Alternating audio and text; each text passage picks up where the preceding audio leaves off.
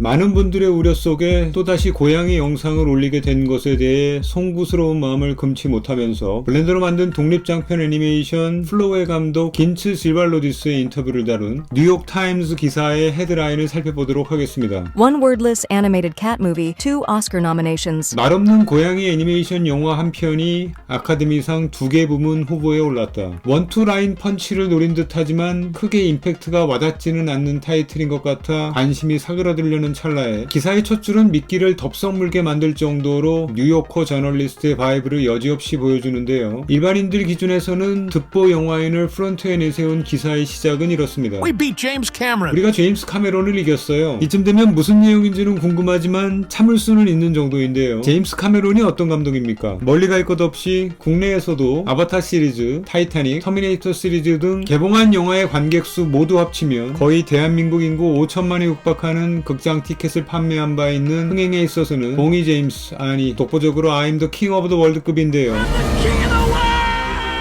사연인즉슨 플로우가 긴츠 지발로디스의 고향 라트비아에서 역대 가장 높은 흥행 수익을 올린 영화가 되었다는 이야기입니다. 타이타닉과 아바타의 제임스 카메론 영화보다도 많은 관객수를 블렌더로 만든 애니메이션이 끌어모았다는 것이죠. 인구 180만 명의 국가 라트비아에서 2024년 8월 달에 개봉한 이후 현재까지 25만 장 이상의 티켓이 팔렸다고 합니다. 아직까지도 매진을 기록하며 상영을 계속하고 있기 때문에 3월에 있을 아카데미 수상까지 이어질 경우 최종 극장 수익은 더더욱 늘어날 전망입니다. 제작비 350만 유로, 하나로 50억 정도 투입된 영화 플로우는 현재까지 전 세계에서 2천만 달러, 하나 300억 정도의 흥행 수입을 올렸고 우리나라를 포함해서 아직 개봉하지 않은 나라도 많기 때문에 최종 기록은 제작비의 10배가 넘을 것으로 예상됩니다. 뿐만 아니라 많은 영화 감독들이 이미 최고의 영화로 꼽고 있고 평단의 평가는 근래 보기 드물 정도의 호평 일색인데요. 무료 프로그램 블렌더로 제작하여 역대급의 흥행과 비평적 성과를 거둔 꽉 먹고 말 먹고 도랑치고 가지 잡고 주가 상승하고 배당금 수령하고의 해피한 시츄에이션을 맞이하게 된 이 플로우 신드롬이 2025년 현재 격변하고 있는 CG 필드에 시사하고 있는 바가 무엇인지 한번 알아보도록 하겠습니다. 첫 번째는 무료 오픈소스 프로그램 블렌더의 레벨업을 공식화했다는 점입니다. 지난번 골든글로브 시상식에서 블렌더가 자막으로 송출된 데 이어서 이번 뉴욕타임즈의 기사에는 블렌더 소개는 물론이고 기사 내에 블렌더의 공식 홈페이지가 링크로 연결되어 있습니다. 뿐만 아니라 영화 플로우의 거의 모든 기사에는 블렌더가 함께 언급되고 있어서 플로우를 통한 블렌더의 홍보 효과는 최소 수백억 원에서 최대 수천억 원에 이를 것으로 추정됩니다. 이게 맞나 싶네. 그동안 상업적인 장편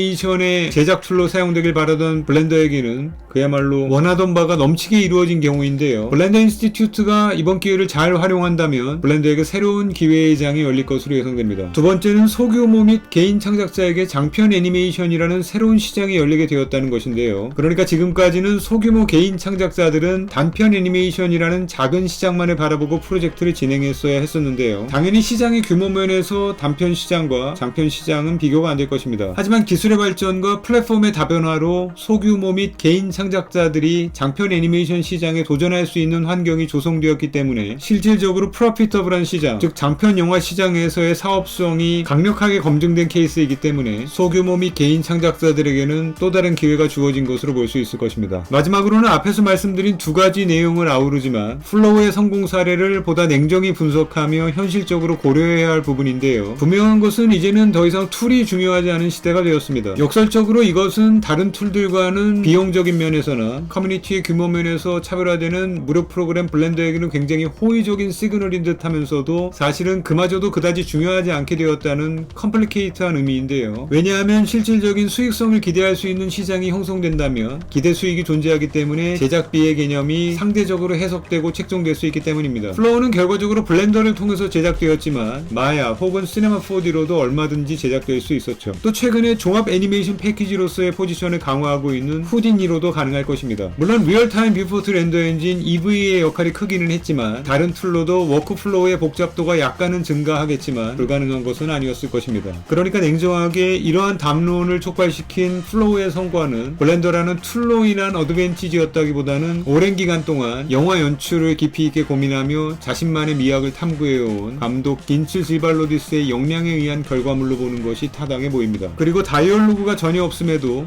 플로우의 제작 기간이 5년이나 걸렸다는 점도 고려해야 할 부분입니다. 하지만 그럼에도 불구하고 여전히 그동안 블렌더를 사용하시던 분들에게는 굉장히 고무적인 이벤트임에는 분명하고요. 블렌더를 스치는 바람결에 들어는 보셨지만 왠지 모르게 선뜻 접근하기에는 특별한 모멘텀이 없었던 분들에게는 굉장히 인상적인 모먼트로 각인될 것은 분명해 보입니다. 이건 영재적인 모먼트다. 문제는 블렌더 2.8 버전 출시 이후 찾아온 이 엄청난 기회를 블렌더 인스티튜트에서 어떻게든 조금 더 안정적인 펀드레이징으로 전환시킬 수 있을까 하는 부분인데요. 장기적인 관점에서 볼 때 이 부분에 대한 해법이 블렌더라는 특별한 툴의 지속 가능성에 있어 매우 중요한 부분이 될 것이기 때문에 모쪼록 블렌더 운영진들이 플로우로 달구어진 이 분위기에서 블렌더를 주목하고 있는 여러 기업들과 의미 있는 대화, 발전적인 대화를 나누길 기대해 봅니다. 남 걱정하지 말고 너나 잘해.